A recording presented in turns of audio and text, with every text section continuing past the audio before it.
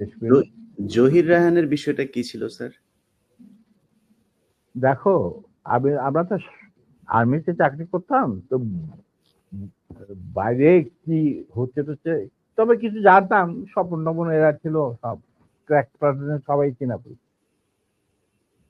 আমি তোমাকে বলবো, যুদ্ধের সময় শেষ পর্যায়ে একবার দীপুধর কলকাতাতে ভিজিট করত।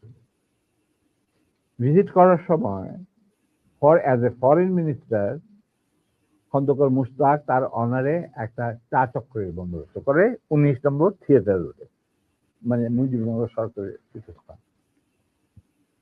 সেইখানে আমি উপস্থিত ছিলাম, আরো অনেকে উপস্থিত ছিল। মাহবুব ছিল, তৌফিক রায় চৌধুরী, দুল কাদের খান, ডক্টর কামাল সিদ্দিকী, আরো অনেকেই, যে সচিবালয়ে যারা থাকতো বড় বড়। সেখানে আমরা জটলা পাঠায় তখন কথাবার্তা বলছিলাম যে নব্য স্বাধীন বাংলাদেশকে কিভাবে গড়ে তোলা যাবে। বিভিন্ন জন বিভিন্ন রকম কথা, বিভিন্ন আঙ্গিক অঙ্গনে কি করতে হবে না হবে, এই সমস্ত আলাপগুলো হচ্ছিল over the cup of tea. আর ডিপি ধর ঘুরে ঘুরে প্রত্যেক গ্রুপের কাছে গিয়ে শুনছিলেন যে কি কথাবার্তা হচ্ছে। একসময় আমরা যখন কথাবার্তাতে লিপ্ত, ডিপি ধর আমাদের কাছে আসলেন।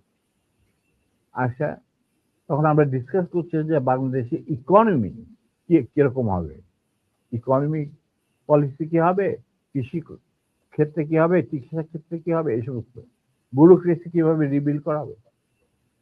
তখন জিপি ধর আমাদেরকে, আমরা নোটিসও করে নিই যে সে এসে দাঁড়িয়েছে, সে আমাদের কিছু করে, boy gentleman, listen to me, you don't have to bother about all this. You will just go back to independent Bangladesh and rest of the thing will be taken care of by us. এই কথার সাথে যদি তুমি একটু relate করার চেষ্টা করো, তাহলে জহির রহমান, যেহেতু উনি একটা মুভি বানাচ্ছিলেন অপকীর্তি, মানে সকল মুক্তিযুদ্ধের উপরে, মানে আওয়ামী লীগের অপকীর্তি এবং কিভাবে ভারতকে দেশ বেঁচে দেওয়ার খেলা চলছে, এই ব্যাপারে উনি একটা ভিডিও বানাচ্ছিলেন। অতএব তাকে ডাইকে নিয়ে গিয়ে মারা ওই মিরপুরে, এটার সাথে একটা সাদৃশ্য তো খুঁজে পাওয়াই যায়,